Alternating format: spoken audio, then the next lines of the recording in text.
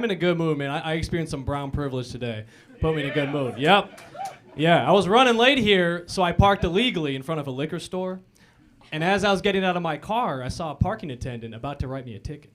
So I panicked, and I just said, I own the liquor store. And she just let me leave. She just let me go.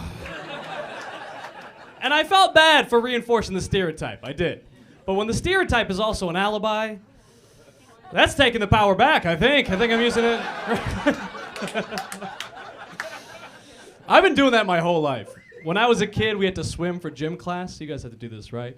And me and a bunch of brown kids didn't want to swim. So we forged a letter from a local mosque stating that we weren't allowed to swim due to religious Islamic beliefs.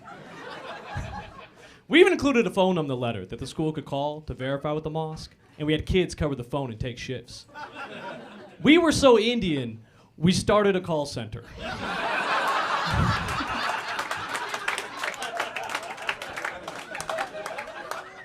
And obviously nobody called. Could you imagine the stress of that phone conversation? The principal's like, hey, it's Mr. Razak at Hill Middle School up the street. Yeah, I'm just calling to verify. Do you guys allow water? I know during Ramadan it's like illegal or something. I wasn't sure, because you guys wear towels, right? Oh my God, I'm so sorry, that's what they're called. You know what, just forget I called. Never forget I called. Forget I called. Oh Jesus, Allah, praise God, shalom, bye. So we got out of swimming. Didn't have to do it. And the craziest part about this story is, I'm not even Muslim, I'm Hindu, but nobody checked. We're like, whatever, same shit, get them out of here. But the best class in school was sex ed, because it did nothing to teach us about sex. It was just metaphors, right? Did any of you guys have to take care of an egg like it was your baby? Yeah, right? You got a raw egg, you decorated it, had to carry it around for a week, made sure it survived. I used an organic egg for the brown shell, just for accuracy. You know, gotta be accurate. Every dude's egg broke the first day, and our teacher was so mean. She's like, that's your child, spilling onto the floor. You just took a life. It was almost as scary as them demonstrating how to put a condom on using a cucumber. A cucumber? The entire time they were doing that, I was like, hey, this is not to scale.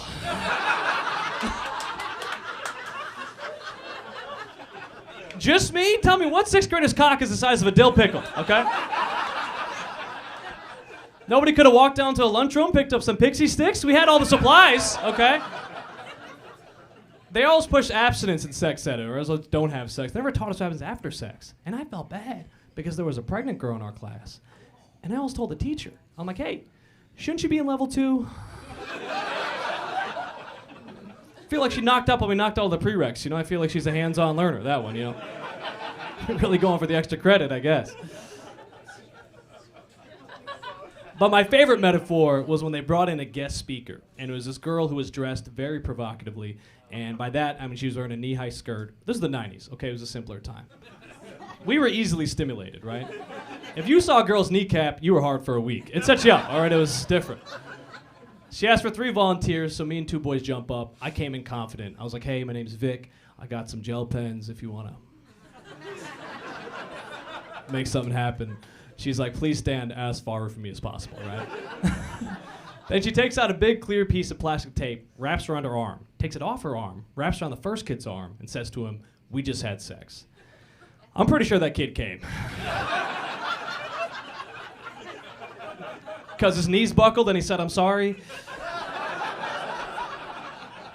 Which is what I say after sex now. So I'm like, how did he know then? Like, you know, this kid was ahead of his time, right?